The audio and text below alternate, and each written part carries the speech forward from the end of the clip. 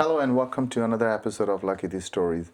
Today we have a very amazing guest, and it's a little unique in a way that the previous guests that we had were sometimes more of a politicians. We had a different variety of it. This one is a very unique in a way because it's very close to my heart. The subject is the Jeep. But before I start saying about the Jeep, let me just say this. Whenever we are trying to buy something, we have so many options on our table, and it becomes sometimes very confusing. And when it comes to the car, it's no difference. You know, when we look at the car, there are so many dealers. Now it's also becoming the business B2B, where business like Tesla is trying to sell it directly to the consumers. So it becomes very difficult, and very much so in a space where the consumer have so many options, so to speak.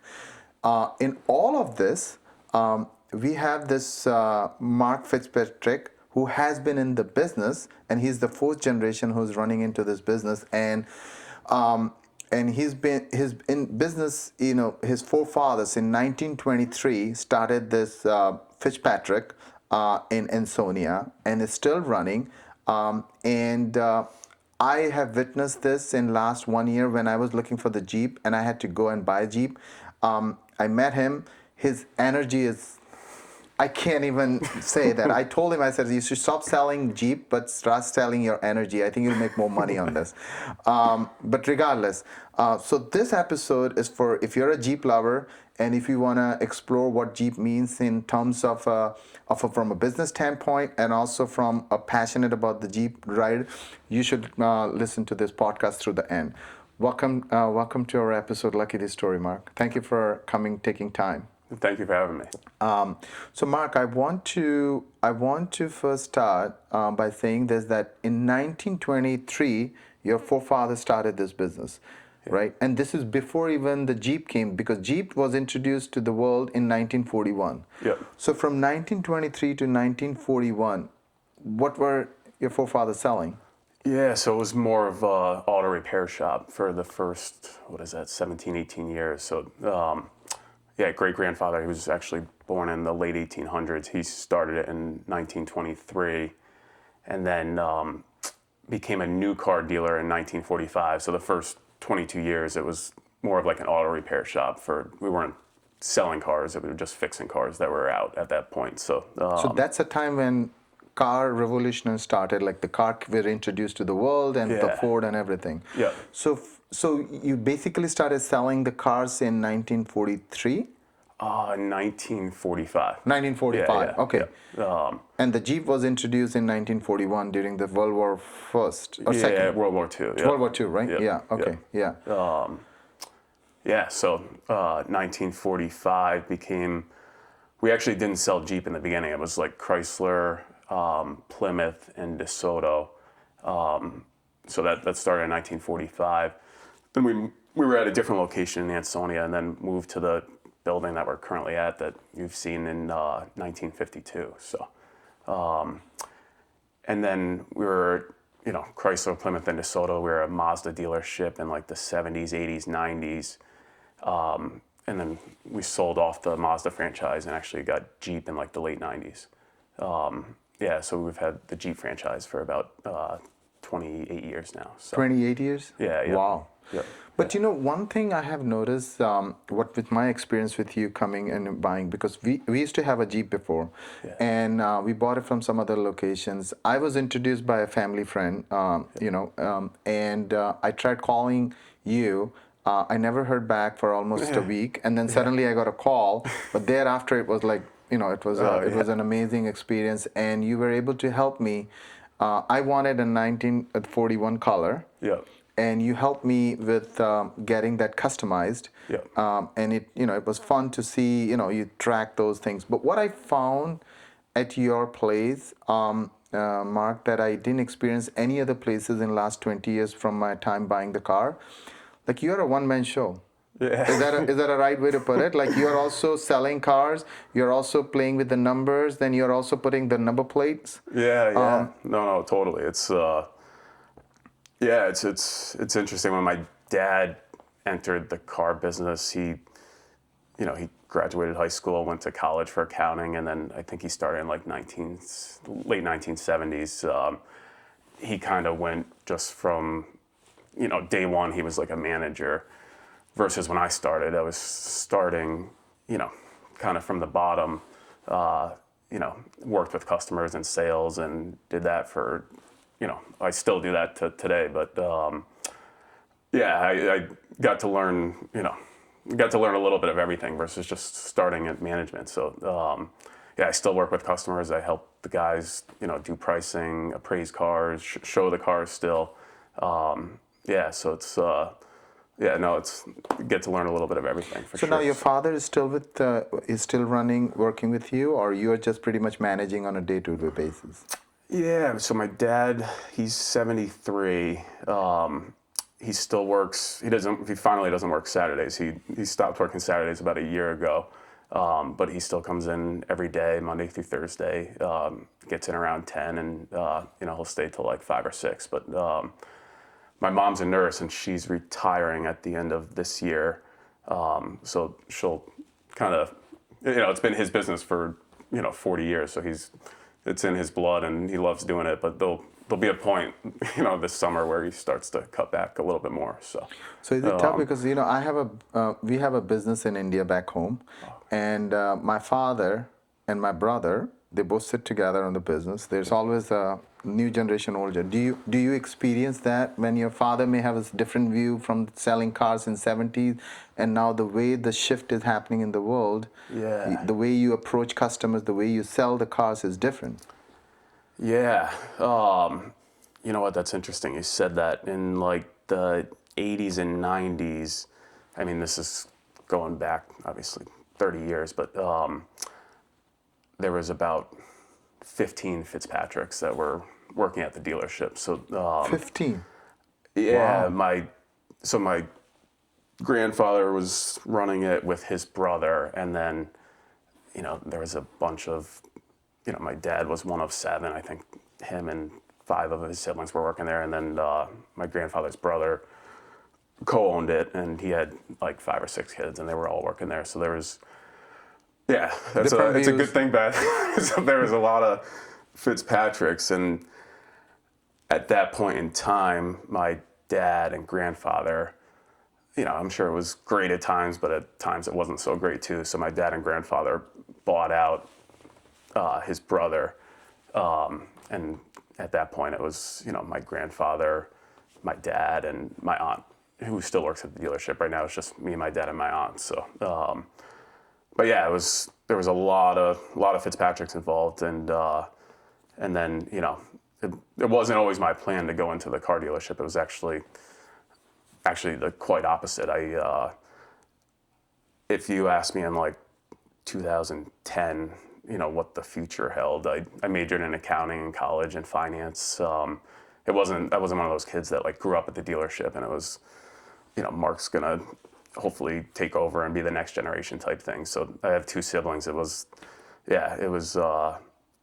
my grandfather actually passed away in '09, and I kind of entered the car business in 2010, 2011. So it'd be amazing if he was alive today. He had no clue I was going to go into the car business. So I was about to ask that. Usually, coming to the 4th generation, people usually shy away from getting into the same business. Unlike you, you're mostly like you're heavily involved, and it looks like you're passionate about it.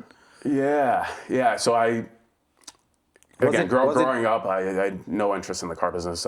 I'm still not like a car guy, and neither is my dad. He drives like a 6-year-old car. My mom drives a 2018 Grand Cherokee. We're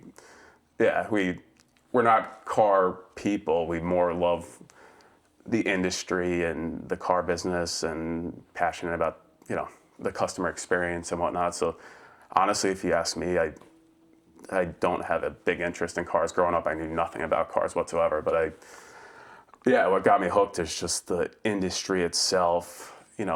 Working with people, you meet all kinds of different people. So every day is completely different. It's the days go by quick. There's not enough time in the day, but it's I got hooked on like the customer experience, the relationship, and that's the past 10 to 15 years. It's it's always been about relationships, but I started in 2010. with the internet and phones, it's about making the process easy, making it efficient, being transparent. So it's more, and there's always room for growth, and no one's perfect. There's always ways to improve, and me and my dad get along great. I'm sure like once or twice a year there's a Mark to my office type scenario, but we have a great relationship, and he taught me a ton. I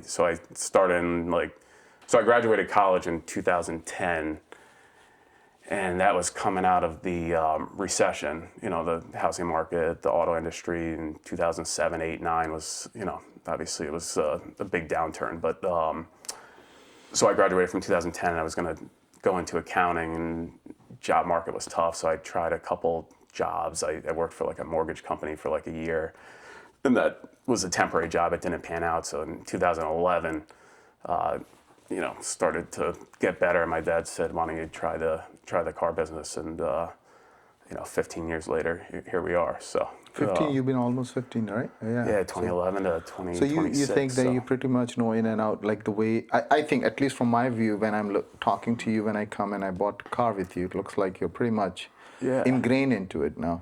Would you think something else differently now? Or would you still continue in this path? No, like I can't, honestly, I can't imagine anything else, right? I cannot imagine. Yeah. Which is crazy, because And I could never go back to doing like a 9 to 5 job where you're sitting at a desk, just because the auto industry. It's a very fast-paced business. I mean, like every day, it's just, I don't have a plan on like what's going to happen, who I'm going to talk to, every day is different, and it's like there's never enough time in the day. There's always something to do. There's always something to learn. It's fascinating. Do you think that the way the dealers sell the cars in last 20, 30 years have evolved? Like in a way that it should be like, I remember growing up, I mean, when I was in my MBA class, the first thing said, oh, if you want to be a good salesperson, go and work in the car business and try to sell the cars. Yeah. But today, there is a big shift. Do you think the consumer is more knowledgeable when they're coming to meet you, and you really have to kind of navigate them through what they already know? Or there is still a pocket of information that they don't know that you feed in?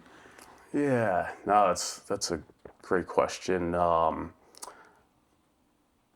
So again, I started back in like 2010, and that's when the internet, the internet obviously was out for years before that, but that's when the internet was like evolving. And at that point, you could separate yourself with the internet. Obviously, consumers were all shopping online, and I would mystery shop every once in a while. I would pretend to be a customer and shoot out an inquiry to 5 to 10 dealerships and just see what their process was and how they responded to an inquiry. And a lot of it is very like automated. And that's what I'm saying. Yeah, that's not what I wanted at all. So I wanted to separate ourselves. And I think we did a good job of, using the internet to our advantage. I mean, to this day, people still get blasted with automated text messages, automated mailers in the mail. I mean, we haven't done a mailer in like 15 years just because I think it's unnecessary. But and I remember when I was there to buy a car, you get a lot of customers from out of state too. Yeah, you know what? So like, So like during COVID, there was ultimately a shortage on vehicles. So we'd get inquiries, on Jeep Wranglers. People would, the inventory was down. So we'd get a call saying, I see you have this orange Jeep in stock. Is it available? And then, you make a deal with the customer, they buy it. And then if they're happy with the experience, we get so many people that on their next car, regardless of whether we have the car in stock, they're still reaching out to us and coming back and driving 2 hours. When originally it was because we had the car they wanted, but if you develop that relationship, you make it easy, you make it efficient, you do a lot prior to them coming down. And to be honest, that's what people want. They want to feel comfortable, which that's a big part of it. So they want transparency, they want to feel comfortable, they want an easy process. they don't want to be sitting at a dealership for 5 hours, spending the day there type thing. So, yeah, the way the car buying has, Change, right? yeah. Do you worry as a businessman or a selling cars for almost 100 years now that the way Tesla is, right? They do B2B directly to the consumer. Yeah.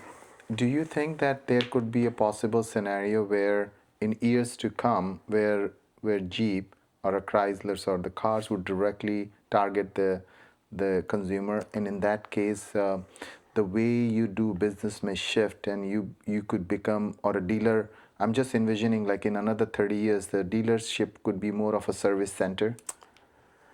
Yeah, trust me, that's I've thought about that quite a bit. Obviously, I'm not I obviously would not want that at all. But Of course, as a businessman. yeah, Tesla. Yeah, I mean Tesla. There's actually, I don't know if you know this, but there's laws in Connecticut where you can't buy. Correct. You can't Yeah. actually physically pick up the Yes. car in Connecticut. So Yeah. if someone's buying a Tesla in Connecticut, they're either going over the border to New York or they're Or Massachusetts. or even Mohegan Sun because it's like the Indian Yeah. reservation. But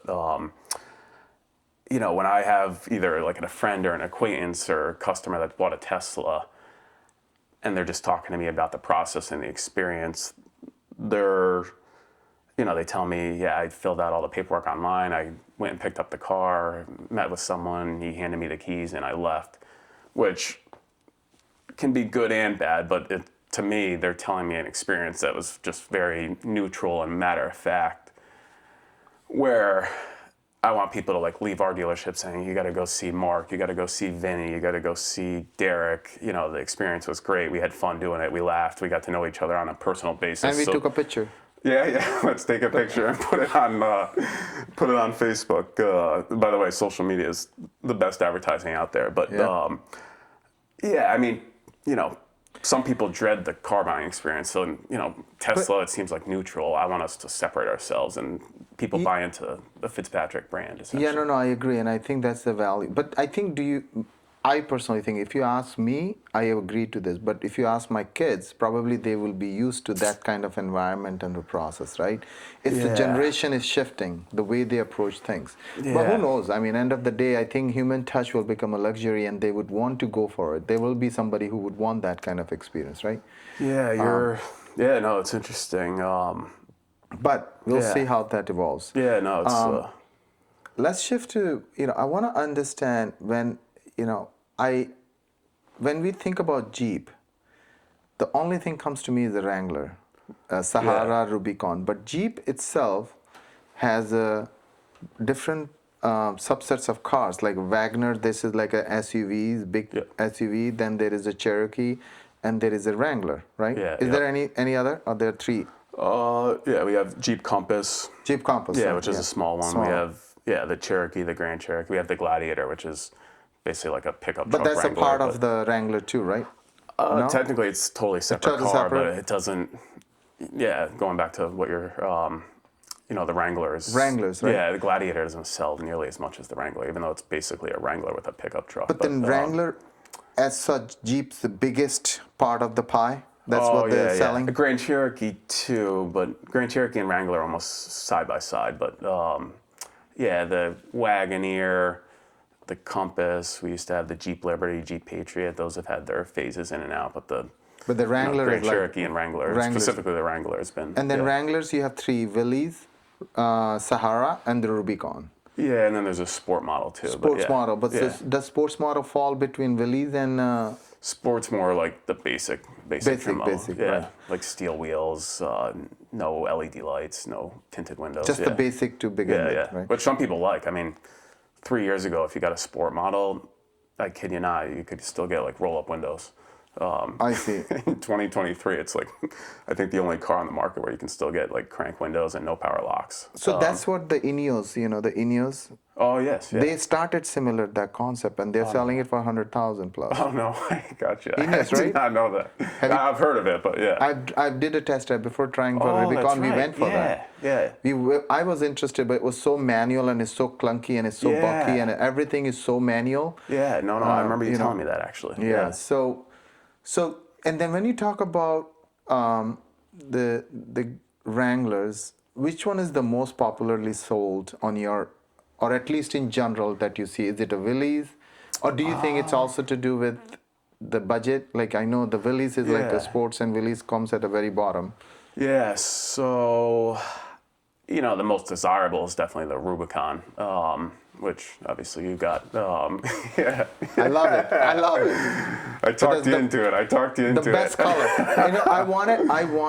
I wanted Sahara, Yeah, actually. but you Sahara came in- doesn't make that Oh, color. that color, yeah. So we went for the color. Yeah, it's amazing. You switch models specifically for the color. For the which color, is- 41. yeah. And I think this is one of the first time they did the. So by the way, when we speak about the color 41, it's only in reference to that in 1941 when Jeep was first introduced to the world. Yep.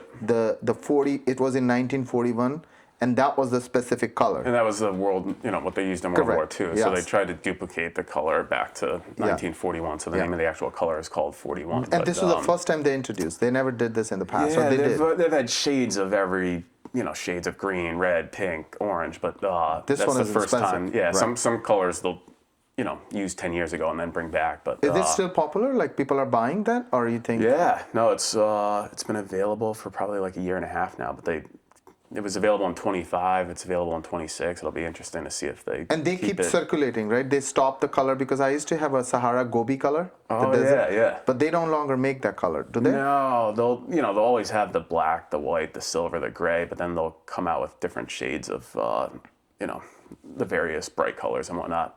And then the names of the colors are very the names, they have firecracker red, they have gecko green, they have mojito, they have Which is the most desirable and sellable? Like, right now, I would say they have a color called Anvil, which is, and 41 too, but Anvil's almost like a battleship bluish gray. okay, yeah, I've seen Yeah. that. Yeah. Yeah, that's pretty popular. But yeah, people get hooked on the colors, the tops,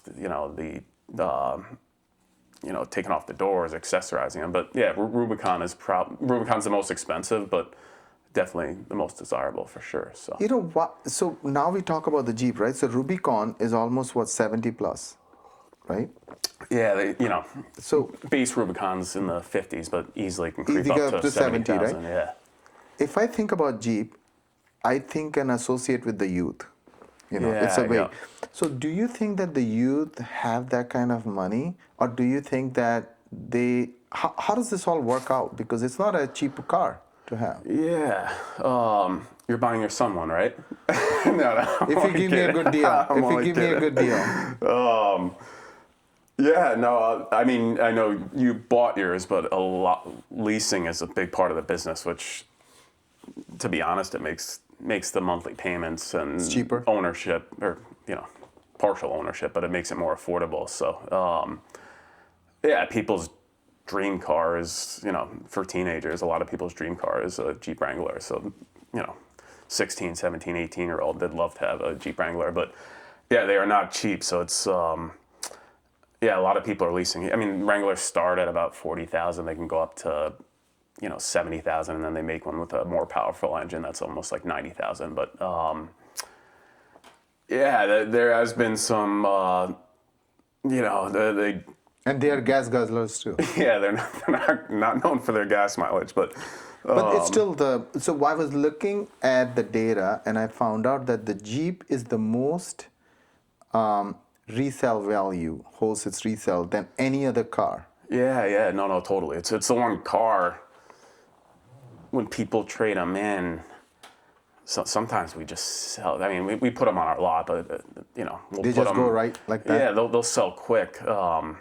Some people, again, the new ones can be 60, 70,000. So if a used one's not cheap, it can still be 35, 40, 45,000. But it's a way to get into one that's like 2 or 3 years old. They are not planning for electric at all? We had a hybrid Wrangler the past couple of years, which Didn't do well? I'm personally not a big fan of Why? hybrid and electric, but Is it because of the feel? Or is it because of the value for money? yeah, I mean, personally, a couple of reasons. I mean, ours were hybrids, so you had to plug them in, which, again, people plug in cars all the time, but ours was about 25 miles of electric, and then gas kicks in, so it wasn't. Maybe it will wasn't- evolve. It will Yeah, evolve, right? you know, you have to adapt to everything, but yeah, just being honest, our electric, I mean, our hybrid Wranglers did have some issues. I wasn't big on it from the beginning, but the government was subsidizing it with, you know, tax credits. And that's where the lease cost was down and all that Yeah, stuff, right? there was big support from the government, big support from the manufacturer. So essentially, we stocked them, and they promoted, you know, a great lease program on it. But actually, we're back to selling all gas now, which obviously you got a gas one, Yeah. but yeah, and it's like you said, yeah, So in all this, Bronco yeah, is coming in. yeah, yep, Ford started. Bronco was very popular back in 70s, if I'm not mistaken. yeah, yep. Right? O.J. Simpson. O.J. Simpson, O.J. yes. Simpson. So now the Bronco is coming. Do you think Bronco reintroduced? I wonder what was the rationale for them to stop it and then reintroduce because they saw the big market as Jeep is. I think in last 20 years, Jeep has taken a different, jump altogether, right? Yeah, yeah. I was worried at first that Bronco was going to kind of take some market share from specifically the Jeep Wrangler, but honestly, very, very, very little. I mean, Little? I'm sure the Bronco does well, but we haven't had too many customers that, you know, are on like their fifth Wrangler and it switched to a Bronco.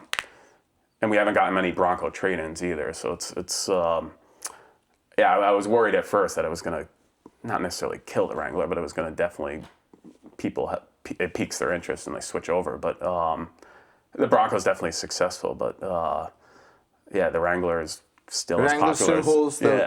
the status. And I think just it's a if look. people want a Wrangler, they want a Wrangler, like regardless of the Bronco. But I think it's, you know, this might sound weird, but you know, whether someone makes $2 million a year or someone makes $30,000 a year, it's cool to have a Wrangler. Like, again, say someone makes $2 million a year, they can choose to have, you know, a G-Wagon, an Aston Martin, a Bentley, and then they'll still consider going out and buying a Wrangler as like a third extra car. You know, very few. It's the look and the feel. Yeah, no one's gonna have, you know, an Aston Martin, a Bentley, and then go buy a Jeep Compass or a Honda CR-V. It's one of those cars that. That's a very good point.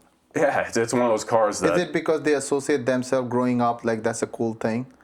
Yeah, it sounds, you know, it sounds cliche, but ingrained. Yeah, it is the cool car to have. I mean, if you go to Newport, Rhode Island during the summer, or you go to Nantucket, or you go to Martha's Vineyard, I kid you not, I think every other car on the island is a Jeep Wrangler. Literally, I think every other car, you know, Cape Cod, Newport, Nantucket, Martha's Vineyard, the Outer Banks, you know, I think it's incredible, like how many Jeeps are around. And you know, it's the beach, it's the warm weather, it's taking the top off, it's kind of everything, you know. So what is with this Jeep? When I first bought Jeep in 2015 or 16, if I'm not mistaken, when you drive, there is a thing that they do this. What's the history behind it? So, yeah, it's called the Jeep Wave, but Jeep two Wave, yeah. fingers up. And literally, I mean, I drive a Wrangler from time to time. I'd say 80% of Wrangler owners will do it. So if you're driving by another Jeep, specifically a Wrangler, not, you know, Grand Cherokees aren't allowed, but yeah, you drive by, literally just put your two Does that fingers mean up and it? wave. Like, is there so you're just you're a part of acknowledging. the- you're part of you're part of the cult, like the thing? Jeep community Jeep cult. community. But it started in World War II when they were driving the Willys. The soldiers would, you know, recognize each other by doing the waves. So the wave actually came out in the 40s. So that's been 40s. something. And then And it's been going for so many years now. yeah, It's still in the the case. 90s it was a thing. 2000s it was a thing. So And it's, now the ducks. What's up with the ducks on the dashboard? Yeah, I brought. Show me, yeah. I brought.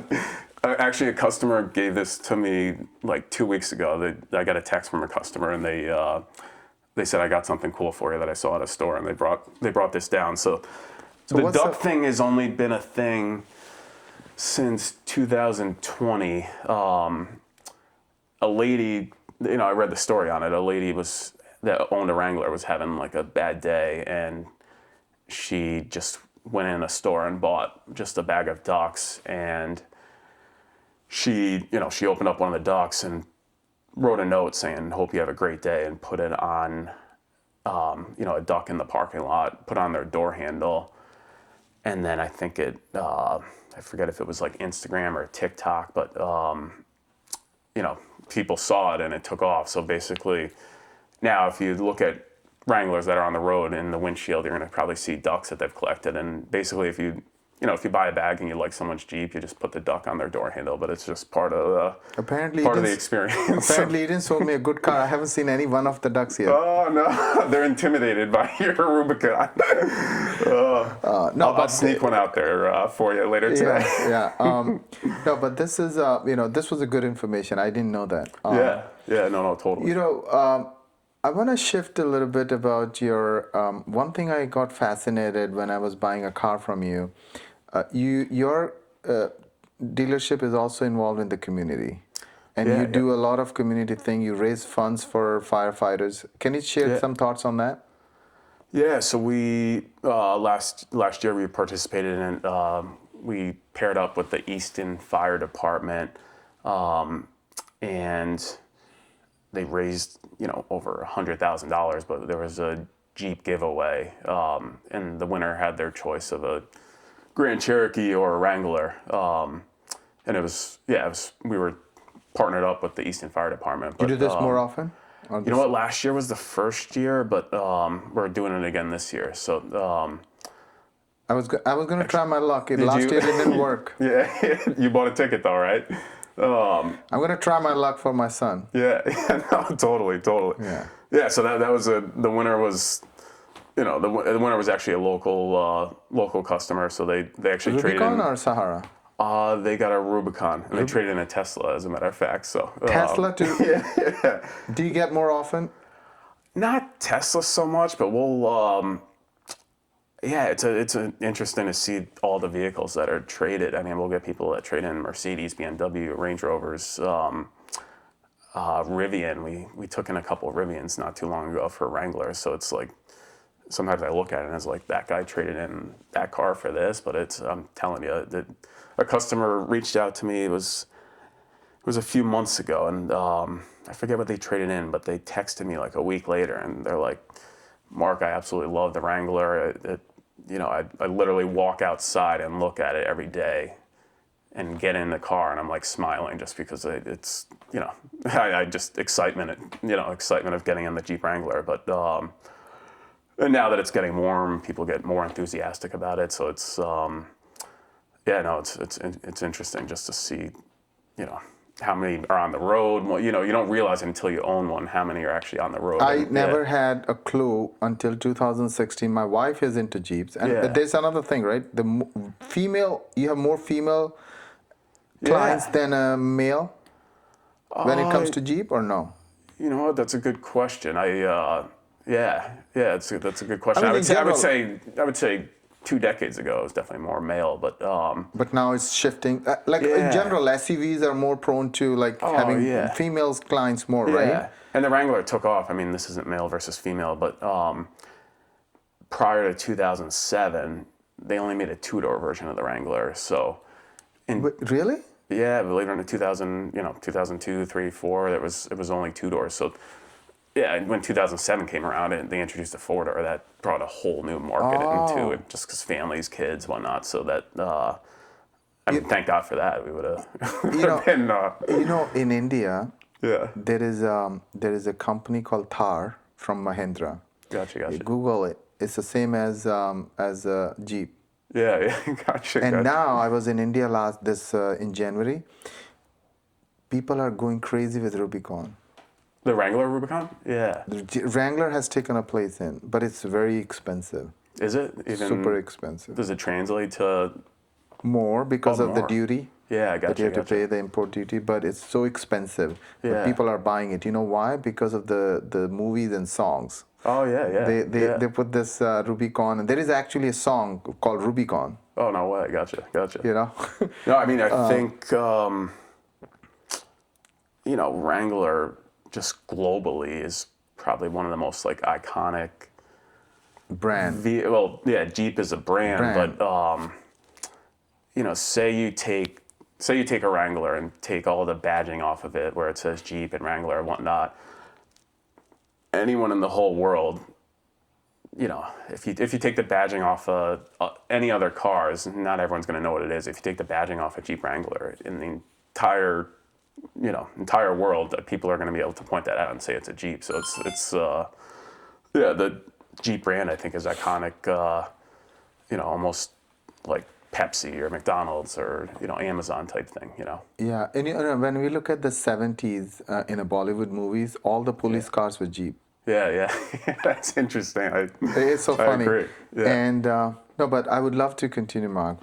We are very close to the end. Yeah. Thank you. I truly appreciate. Is there any message you want to give to somebody who is not into Jeep, but they're skepticals and they're more into Bronco? What would that one message be? Yeah. Come on, this is your one selling pitch.